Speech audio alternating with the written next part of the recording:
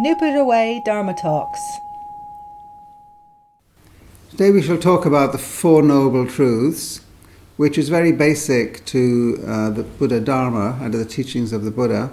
But at the same time, we have to remember that my guess is that he wouldn't really have spoken in that way, that those who were trying to remember what he said after he had gone, probably because it was an oral tradition in which they didn't write things down, they would have had to find some ways of remembering what he said. So they made up nice little numbers, 1, 2, 3, 4, for everything. So it's just an easy way for us to remember at first, but as we get to understand these things, we don't need to think in this way, we don't need all these numbers. It's like learning the times table at school. 1 times 1 is 1. I think it is anyway. And so it goes on. But after a time, hopefully, you don't need to... Somebody says, what's 7 times 7? Do you really need to go through the whole thing? Probably not. Probably comes to you immediately. 49, you see. There you are. It's proof that you don't need to read out the whole thing. So it's the same like that with Four Noble Truths, Noble Eightfold Path, the 5 hindrances, the 5 skandhas, etc., etc., etc. This is just a crutch for us to get a handle on what the Buddha was trying to convey to us and how to practice. So let's not take it too seriously in the sense of let's not get too attached to all these numbers and this way of thinking. But the Four Noble Truths is very fundamental, and it seems quite simple to understand at first, but as you go deeper into understanding the Buddha's teachings, you realize that actually it's much more profound than one at first thought. The Noble Truths, why noble? It's not a word we use a great deal these days, is it really? But noble, I think, because at that time, people who were regarded as the nobility or nobles were generally the aristocracy, the kings, etc., but also the Brahmins who had a religion of their own, and they had a secret litany or liturgy, whereas the Buddha's teaching was you do not inherit nobility of mind, you can work towards it. So we're all noble if we decide to apply ourselves to deeper understanding and to wisdom, compassion for ourselves and others. So nobility is within the reach of all of us. And he was saying this in a society which was very hierarchical, in which there were untouchables at the bottom. He was very revolutionary in this sense that he rejected all of that. So noble, when we say the Four Noble Truths, we mean that these are truths for everyone, regardless of race, nationality, gender, your place in history. They're universal truths for every human being to work with. The nobility lies in making that effort to gain that understanding and that compassion for each other. It is ignoble to just let oneself be led by one's cravings. It is ignoble to remain in ignorance and not try to move beyond it. It is noble to try to move beyond that and be a fully flourishing human being with understanding of what it is to be human. So that is why we call them the Four Noble Truths. Well, what are the Four Noble Truths? Well, the first one is, if you like, fact or perception about the human condition, which applies to all human beings without any distinction whatsoever. And now it's been called the truth of suffering. In English, the word suffering doesn't really capture what the Buddha meant. So we have to use several different words. When the Buddha left his father's house, and his father was a clan chief or a king, the Buddha had been a cosseted, protected child, and was quite shocked to see around him suffering, death, sickness, conflict and quarreling, because he'd led a very protected life. This must have struck him then, how much misery there is in the world. And he soon came to realize that the misery is not just about things that happen to us. They are things that we do to ourselves through our ignorance. And even if bad things happen to us, we can take those happenings in different ways. We can let them crush us, or we can approach them with understanding, depending on what our expectations of life are. If we, for example, expect that somewhere along the line we will be ill, we will get old, then it's not going to be a shock when that finally comes around. We might even welcome it. So our expectations are part of what forms or molds our disappointments in life and the pain that we suffer. We humans have too much fantasy in our minds, and as a result we suffer disappointment. It's better to have some wisdom in how we approach things. So the first noble truth is dissatisfaction. It is anxiety. It is insecurity. It is disappointment. It is, why is it that nothing ever seems to work out quite as I expected? I have all these dreams, all these expectations about my health, about my success in life, about my family, about my work. Doesn't ever seem to quite work out the way I wanted. And sometimes, of course, it's completely disastrous. We live with a kind of anxiety that things won't be the way we would really like them to be. I don't know what the word is for this, but you could, I suppose in English, call it insecurity, an underlying insecurity. And of course, we have ways of addressing this. So how do we address it? Well, we address it by pleasure seeking and entertainment. We'll go for a meal with friends, nothing wrong with that. We'll go and watch a film, we'll go to the theatre, we'll go on a holiday, and all of this makes us feel happy at the time. The Buddha is not against that in the least. He understands that perfectly well, and we all do that. But it doesn't go deep enough to deal with the dissatisfaction. As soon as the dinner together or going to the theatre or whatever is over, we are back with ourselves. We are back with a sense of dissatisfaction, and then we're thinking of the next thing. When can I go to the theatre again? When can I meet that perfect person who's going to make me happy? When shall we start planning our holiday now? Now, when you've got 7 billion people on one small planet that are finding solutions to their basic problems in this way, it doesn't really add up. It's not very deep for each individual, but collectively it can lead to a lot of damage. So if you just imagine all 7 billion people decide that they should get on an aeroplane and go to a part of the world they haven't seen before just because they'd like to have some fun, it's not going to add up, is it? It's really not going to add up. We don't like to hear that, but the fact is only a minority can actually behave in that way. It's completely unsustainable. We try to find an answer to our dissatisfaction through pleasure seeking and so on. The Buddha doesn't say that's bad, but Buddha doesn't have an idea of good and bad really, or evil and good. He understands the way we work and how we are trying to find some peace. So he doesn't make judgments about that. But he thinks there must be another way, a way that goes a bit deeper, that will put the pleasure seeking in context. As lay people, as ordinary people, of course we will engage in pleasure seeking, but we will put it in a wider context. We know that it's transitory, we know we shouldn't take it too far, and we know that ultimately there is no deep satisfaction in it. So we're not rejecting it, we're just putting it in its proper place.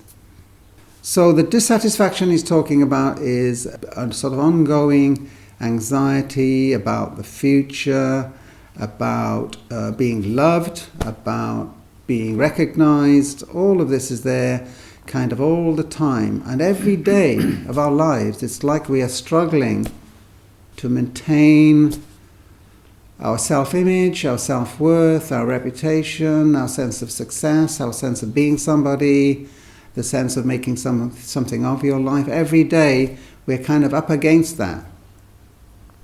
And we have a sense that we might suffer loss at any point.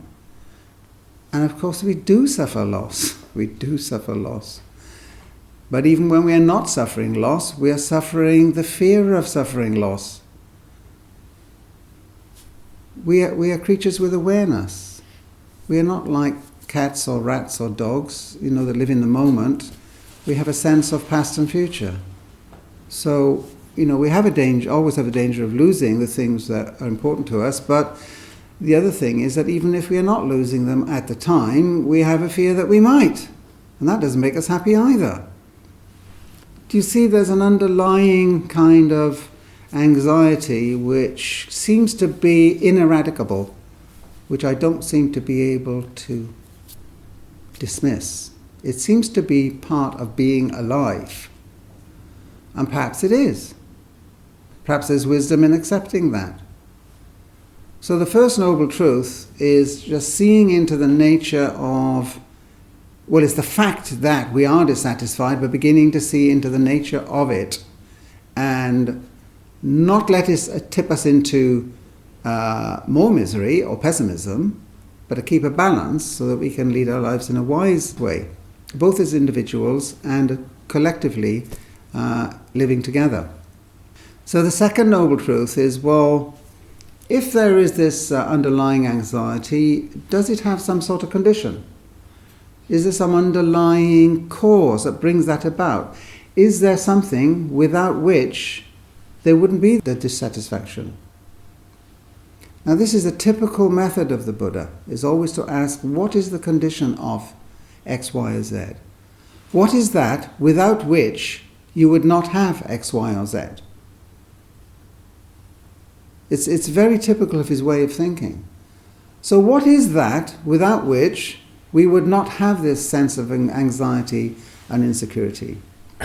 The second noble truth is that there is a condition, and that basically the condition is craving and rejecting.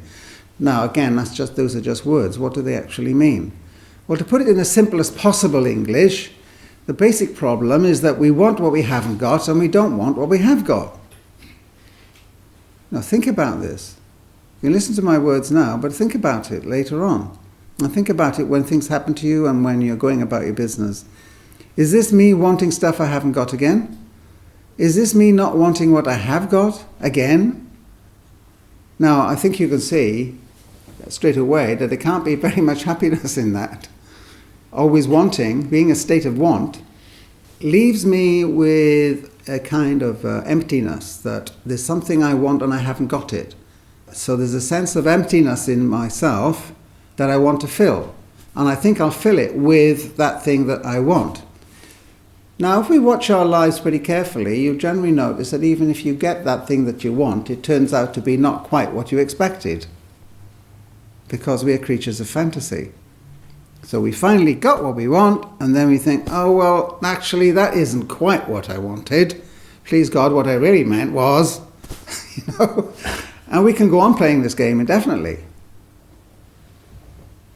So when we have got what we want, then it's something that is a cause of our unhappiness, because it's actually not what we quite wanted. So now we're just going around in circles here. So I'm unhappy when I haven't got what I want, and I'm unhappy when I want to reject what I have got. Is there another way of going about things? See, craving is the idea of seeking something, wanting something, and I haven't got, which leaves me with a sense of emptiness. And then rejecting is a feeling that I have got something, but if I didn't have it, I would be better off. So I spend a lot of my waking hours juggling with those two things. Going after something I think is going to make me happier, and pushing away something that I think is making me unhappy. Now, I'm not saying, and I don't think the Buddha was saying, that there isn't any truth in all this. The truth is what you make it. If that is the way you lead your life, then that's the truth. That is your truth. Maybe there's another way of looking at it that could break through this at a much deeper level. So that takes us to the third noble truth. And that is that those conditions can be understood up here, and also one's attitude can change down here in one's heart, if you like. So it's a question of your understanding and your attitude changing together. Do they work together? Just intellectual understanding by itself is not going to really do the trick. We could write a book about something and then nothing changes, actually. The world is full of books. But we're still beating each other up and we're still destroying the planet. So you see, the Buddha's very practical. He says, look, you've actually got to do something here. And the doing is not going out to get more money or get a bigger car or move house or go and live in another country where it's warmer. The doing is an internal doing. It's a doing of, the simplest way I can put it would be a change of attitude, or a change of heart, if you like, or a change of perception, seeing things in a different way. And this can go quite deep in how one sees human life, how one sees reality, if you like. The third noble truth is that we can address that craving and rejecting. We can address that wanting more and rejecting what we have got. Now, how do we address it is the fourth noble truth. And that is that there is a way to do that. It's not enough to listen to my words. You might listen to my words now and think, oh, well, I think that sounds more or less right. Is anything going to change? No. You've got to start doing some work on yourself. Whatever it is I'm doing here at the moment, it is not giving you information. Not really. I'm not even giving you knowledge. I'm suggesting that if you do certain things to change your understanding and your attitude, that you might find yourself wiser, more compassionate, and more peaceful. But that's your responsibility, isn't it? Because I can't do that for you. I can only say, I've tried it, it's made a difference to me. If you'd like to try it, try it. My experience is that most people will say, it sounds very sensible, but getting on with it, I don't know whether I can do that, because it requires effort. And it requires making an effort together. What gets in the way? What gets in the way is that we are here now, meditating, listening to a Dharma talk, okay? And we think, yeah, that sounds right. Or if we reject it, don't come again. But if you accept it, that's only putting the key in the door. It's not actually turning the lock, and it's not opening the door. Because you've got to move your left foot in front of your right foot, and then your right foot in front of your left foot. Now what we find, of course, is that there's only one way of doing the right thing and a million ways of doing the wrong thing. And there are a million excuses for not doing the right thing. But there's only one reason for doing the right thing, and millions of reasons for doing the wrong thing. So I've got lots and lots of excuses. I can't come to meditation on Sunday morning because on Sundays I go swimming, or Sundays I go and see the family, or Sundays I'm babysitting, or Sundays, well, I like to have a sleep in on Sundays because Saturday just came before. All right, well, okay, let's scrap Sunday, let's do it at a different time. 100 other reasons will pop up. There are infinite number of reasons why we should not why we should not follow the path, but why we cannot follow the path. We think we cannot follow the path, which is actually a symptom of the very same problem that we're dealing with, and that is that we're trapped. We're trapped in our own ignorance. It isn't an easy thing, actually, just to start on the path. Even if we accept that that is a path that, ideally, I should be following. So it's a bit like being a bird in a cage. The cage is there, we know that we can fly. We'd like to fly. We think, well, I am a bird, so I ought to be able to fly. Why have I got these two things stuck to my body, which are called wings, Surely they must be for something. Why have human beings got consciousness, ideals, a capacity for love, care, compassion, and yet they don't seem to be employed or deployed all that often, or maybe in a very narrow way? We've got wings, but we don't use them. We're a bird in a cage, and then somebody comes along and says, well, why not open the door to the cage, and this is how you learn to fly. And then you've got that one big chance. Door is open. What happens then? Oh my gosh, I've got to learn to fly. I've been in this cage all my life. And actually, it's not that bad. Survive from day to day. Snatch a bit of pleasure here and there. And those metal bars around me, they're actually quite comforting in a way, aren't they? Because I can just live in this little corner complacently. I know all sorts of things are going on outside the cage, but I'm protected by the bars, apparently. Of course, I'm not really. Somebody might knock the cage right off the table. But anyway, that's what I think. Now the door is open, I get out of the cage and I think, oh my goodness, it's big out here, isn't it? What's going to happen next? Better get back in the cage. Safe in there, close the door. I'll stay in the cage. Ignorance is bliss, isn't it? Well, the choice is yours. You know, I've made my own choice, so I'm learning to fly, making a bit of a mess of it now and then, but I am learning to fly, and actually just being here with you and trying to teach this to you is part of my learning to fly. So we do need initially to make some sort of effort and reorientation before we can even start, because it is a path, it is a way, it is a set of instructions, it is a series of efforts, and it is a growth, it is change. Look at you know, those of you who like gardening, if you look at or if you don't, even if you don't like gardening, look at the weeds growing, if you like. You know, one day it's that big, then it's up there, then it's up there, then it's growing, branches are coming out, insects are attracted to it. But if you put a stone on top of the seed, is it going to grow? No, it's going to stay a seed for quite a while, till it's used up all its resources, and then it'll die in its ignorance.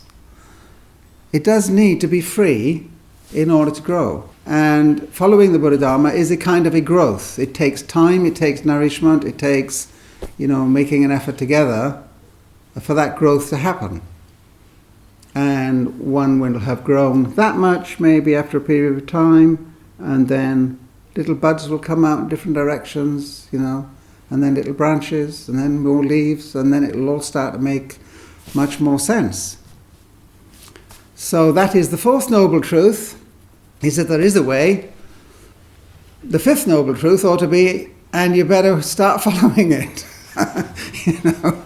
But you see, you can't say that, can you? Because that's up to you. So those are the four noble truths that, if you look deep enough, you'll see that there is an underlying insecurity and anxiety, a dissatisfaction, which is an insatiable dissatisfaction. Insatiable means that from where I'm standing right now, I cannot see how I could ever satisfy it. Secondly, that must have a condition. There must be a ground for that, for things to be that way. And what is that ground? It's craving and rejecting. It's, if you like, an attitude of mind. Wanting, not wanting. Now, a lot more can be said about that. I'm putting it in very simple terms. Because, for example, what do we want? And why do we want it? Just watch your television set or watch the news for 30 minutes and ask yourself, what is this rigmarole all about? People will be killing each other and blowing each other to smithereens and all crying their hearts out because they've just had their family blown to smithereens. So Because I feel upset about that, I'll go and blow you to smithereens for having blown me to smithereens, and so it goes on, right? You think, okay, that's a happy state of affairs, isn't it? And then you might have some pictures of malnutrition or starvation somewhere, when there's more than enough to go around. And meanwhile, we squander money on trying to find something called a Higgs boson, or put people on Mars. But there's enough to go around for all of us, and yet we see that on television. And then we will have some really important deep stuff, how a member of parliament got his wife to take a speeding fine for him. And I think this is so important that we should discuss it for a whole week. Or why not 2 weeks? Why shouldn't it be at the top of the news? What is the matter with us? Try to look at the news and ask yourself, what is really going on with us as human beings? And why is this important to us? And you'll see that it's all about gain and loss. The way the Buddha put it was that it's about pleasure, praise, fame and gain, and their opposites. Seeking pleasure, seeking praise, seeking fame, seeking gain. And then their opposites. Fear of pain, the opposite of pleasure. Avoiding blame for something. Obviously, our MP was avoiding blame for having driven a bit faster than he should have, which is not exactly a crime against humanity, but anyway, I think we should continue to talk about it on the news for another 2 or 3 weeks. And then fame, what we're all afraid of is being a nobody, being obscure. We fear that, and people go pretty wild when they feel humiliated, of course, which is an extreme version of that. And finally, the opposite of gain is loss. We fear loss all the time. Loss of reputation, loss of money, loss of good looks. Gosh, what a rigmarole. And it goes round and round and round and round and round. And we never confront it. What I'm telling you now, have you ever heard this on the 9 o'clock news? No. Let's switch it on and see what you find. And then it's interrupted with people selling us things. Really important stuff, like perfume. And of course, the advertisers, they must all be Buddhists because they know exactly how we work. They know that they've got to connect it with pleasure, praise, fame and gain, and then you want it. So we can be manipulated so easily. Or they'll make us afraid. So fear of loss, you need this insurance policy. You've already got 6 or 10, but you need at least another 5. I mean, have you got your pets insured? Have you got your garden insured? Have you got your insurance insured? When you look at it, it's pretty crazy, really, but we never look at it in a wide enough context together and with enough self-awareness and self-examination to say, surely we are capable of better than this. Because this wallowing about in ignorance is beating ourselves up, it's destroying everything around us, and there's a name for it in the Buddha Dharma. It's called samsara. Samsara is the continual replication of ignorance. Well, the Buddha says there is a way out of this. You know, the way out of it is actually in our own self-understanding, our own self-examination.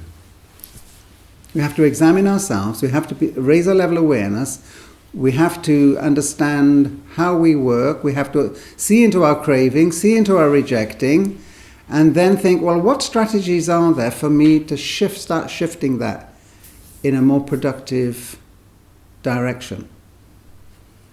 Because there are strategies. But it means taking that first step, taking the first step. The first step is always a difficult step. I mean, think if you were going to learn Spanish or Japanese or another language, the first part is actually opening that book and not understanding a word of it. And it all looks so alien and strange.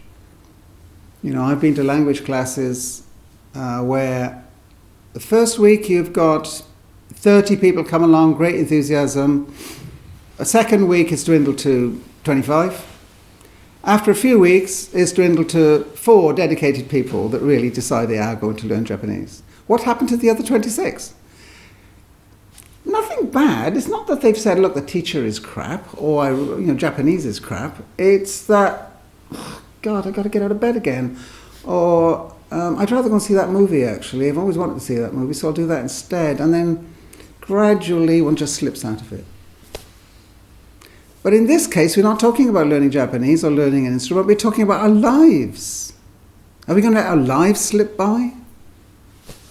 Are we going to let our lives slip by? Or are we going to say, look, I really will make this effort and give myself, well, let's say, give myself a target. Let's say, give myself a year, right? If at the end of the year I don't feel it's had any benefits for me, then I just won't bother with it anymore. Now that would be useful, wouldn't it? To try and sort of just tell myself, I'll give it a year. So this is January the 1st, December the 30th of that year. If I don't feel that I am any the wiser, any more peaceful, or any more compassionate towards myself or others, if I can't have a better understanding of myself and what's going on around me, then I won't bother with this. I'll go to the golf club. Now, I've always wanted to play golf. I'll play golf instead. The Buddha Dharma or golf? Which is it? Well, let's give it Buddha Dharma a year, right? Doesn't work, we'll go and try golf.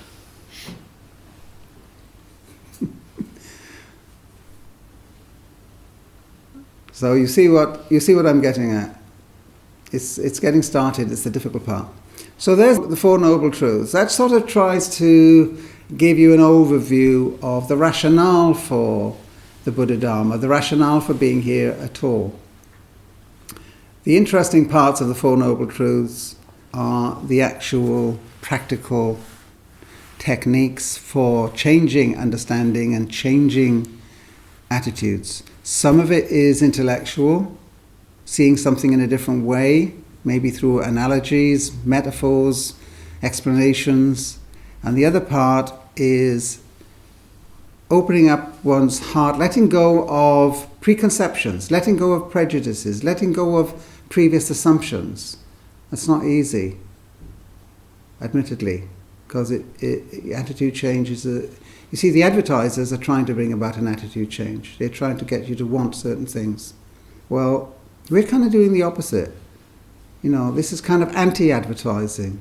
It's trying to get you to let go of certain things, certain assumptions about life and what's important in life.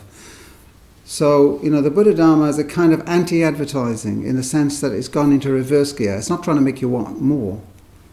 It's trying to teach you how to let go so that you can see things more clearly. So that's the Four Noble Truths for you.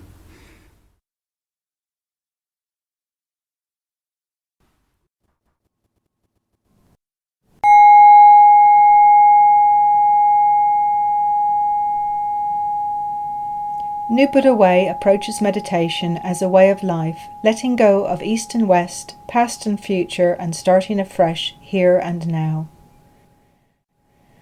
To find out more, visit www.newbuddhaway.org.